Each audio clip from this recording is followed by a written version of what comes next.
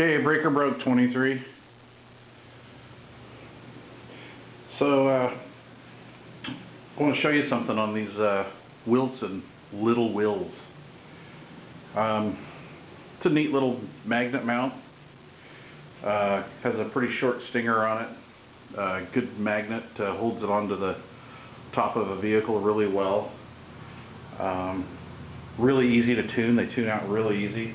Not a bad unit at all. But they don't take power. So I want to show you the inside of one of these. I had that previous video on the Cobra 200 GTL DX, and actually that radio fried this little Will.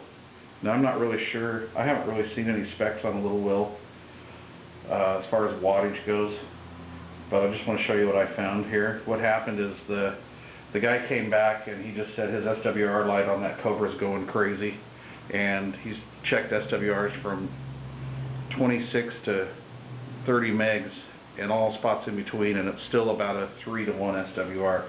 That indicates they either got some a coax issue or something's wrong with the antenna. So I'm going to show you how to tear one of these puppies down. Now I've already done a lot of this work, so I simplified this to make this video shorter.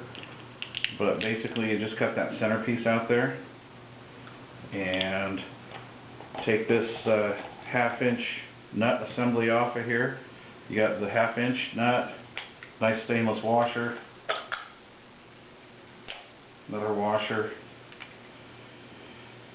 Okay, then what I did is I started going around the edges here with my tool and just started tapping it.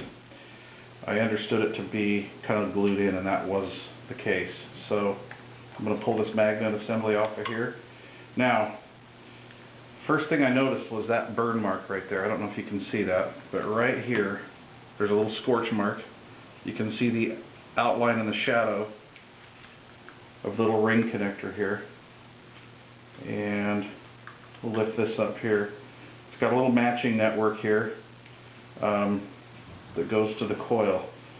First thing I noticed was that actually sat in there like that, but it smelled. It had a really, bad burnt transistor, burnt electronic smell to it. So as I was peeling this away to inspect, I noticed that came off that lead, what I thought was unsoldered. So I took the old razor blade, undid this heat shrink here, found our little matching network here, and another leg. What happened was there was a little ceramic capacitor in there, and it just disintegrated. You can actually see the remains of it right here. Just disintegrated in there. Some of the pieces that fell out right here. So that's an issue. These things won't take very much power. Okay, so what I did here is to finish tearing it apart to inspect the actual loading coil itself. I got a pipe wrench and a piece of rubber and unscrewed that. Of course, I backed this nut up here with this tool here. Push the coax through a little bit. This comes down here through the top. There's your coil. Now you can still actually see the moisture up here, but these things are not weatherproofed. They're not sealed. Living up here in the northwest corner, we get a lot of rain, so we have a moisture issue and a component issue. Really nice beefy coil. I'm sure that coil could take quite a bit of power. But the real weak link in this system is this little matching network here. As you can see, that device is just toast. I don't know what the specifications are for that or not, but anyway, there you go. I'm going to probably say, that Cobra was doing about,